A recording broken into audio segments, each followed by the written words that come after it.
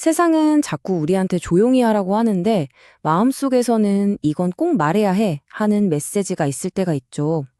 이 팽팽한 긴장감 속에서 우리는 어떻게 해야 할까요? 오늘 이야기의 핵심 질문이 바로 이겁니다. 혹시 이런 경험 있으세요? 괜히 예수님 얘기 꺼냈다가 분위기가 갑자기 확 싸해질까봐, 관계가 불편해질까봐, 아니면 좀 유난스러운 사람으로 보일까봐 그냥 입을 꾹 닫아버린 경험 말이에요. 아마 많으실 거예요. 이게 바로 우리 시대의 많은 사람들이 겪는 현실적인 고민이거든요. 그래서 우리는 종종 믿음은 그냥 내 마음속에만 두는 게 제일 안전하고 편한 길이야 하고 결론 내리곤 하죠.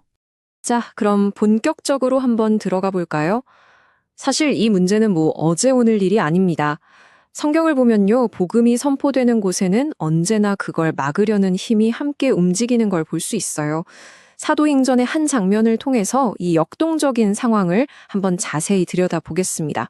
사건의 시작은 정말 놀라운 기적이었어요. 사도행전 3장에서 베드로랑 요한이 태어날 때부터 걷지 못하던 사람을 나사렛 예수 그리스도의 이름으로 일어나 걸으라 해서 일으키니까 사람들이 막 환호하고 하나님께 영광을 돌렸거든요. 모든 게 좋아 보였죠. 그런데 바로 그 순간 4장으로 딱 넘어가자마자 분위기가 180도 바뀝니다. 제사장들, 그러니까 당시 권력자들이 이 상황을 아주 불편하게 여겨서 사도들을 체포해서 가둬버린 거예요. 와, 환호성이 채 끝나기도 전에 거센 저항이 시작된 거죠. 그런데 말이죠. 과연 사람의 힘으로 하나님의 말씀을 막을 수 있을까요? 자, 이 두 번째 부분에서는 복음을 멈추려는 인간의 시도가 어떻게 실패하는지, 그리고 그 안에서 또 어떤 놀라운 일이 일어나는지 한번 살펴보겠습니다. 권력자들의 해결책은 아주 간단했습니다. 메시지가 문제야? 그럼 메신저를 없애버리면 되지? 이런 생각이었던 거죠. 그래서 복음을 전하는 사도들을 붙잡아서 감옥에 가둬버렸습니다. 말 그대로 말을 하는 그 입을 물리적으로 막아버린 셈이에요. 하지만 여기서 정말 놀라운 반전이 일어납니다. 사람은 쇠사슬로 묶고 감옥에 가둘 수가 있었어요. 그런데 그들이 전했던 하나님의 말씀은 쇠사슬로 묶을 수가 없었던 거죠. 감옥문은 닫혔지만 말씀은 이미 그 벽을 넘어서 사람들 사이로 퍼져나가고 있었던 겁니다. 그 결과가 바로 이 숫자입니다. 무려 5,000명. 사도들이 지금 차가운 감옥에 갇혀있는 바로 그 시간에 그들이 전했던 말씀을 듣고 믿게 된 사람, 그것도 남자만 센 숫자가 약 5,000명으로 늘어났다는 거예요. 정말 놀랍지 않나요? 권력자들은 복음을 막으려고 했는데 그 막힘과 저항이 오히려 더 큰 부흥의 불씨가 되어버린 거죠. 아니, 그럼 그 사람들은 도대체 뭐가 그렇게 불편했던 걸까요? 단순히 기적이 일어난 게 싫었던 게 아니에요. 그들이 진짜 싫어했던 건 바로 예수 안에서 죽은 자의 부활이 있다는 그 메시지였습니다. 왜냐하면 만약에 예수가 정말 부활했다면 그분이야말로 진짜 주님이시잖아요? 그럼 자신들이 꽉 쥐고 있던 그 권위와 시스템 정체가 흔들리게 되니까요. 이건 그냥 정보의 싸움이 아니라 누가 진짜 왕이냐 하는 주권의 싸움이었던 겁니다. 자, 이제 다음 날이 됐습니다. 사도들은 당시 최고의 종교의회 앞에 서게 돼요. 모든 권력자들이 모여서 이들을 신문하기 시작하는데 과연 그들의 그 담대함은 어디에서 온 것이었을까요?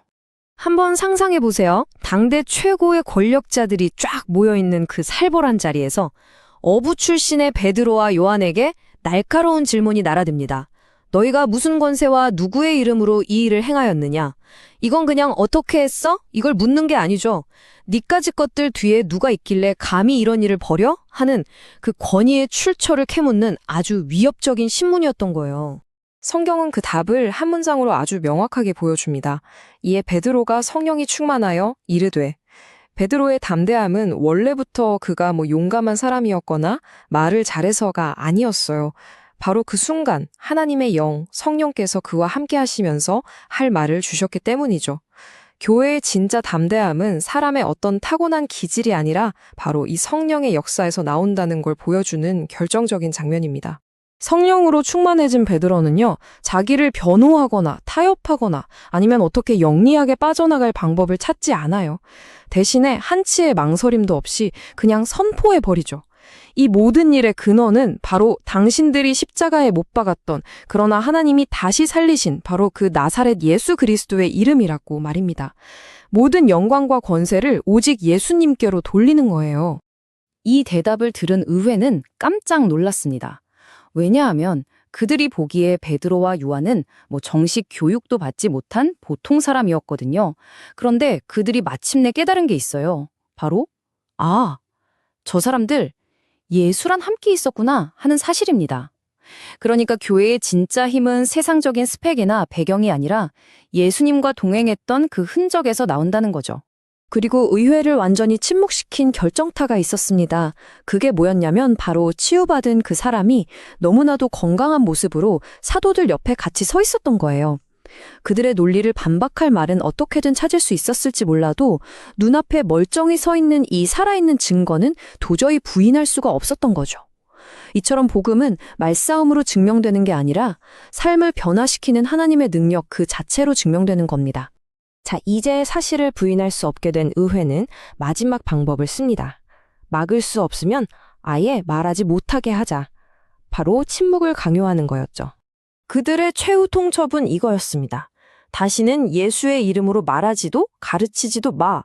하지만 사도들은 물러서지 않고 오히려 질문을 되돌려주죠. 하나님의 말씀을 듣는 게 옳은지 아니면 당신들 말을 듣는 게 옳은지 직접 판단해 보십시오.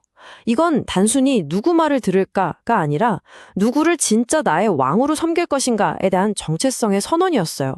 그리고 마침내 이 이야기의 정점에 이르는 고백이 나옵니다. 우리는 우리가 보고 들은 것을 말하지 않을 수 없습니다.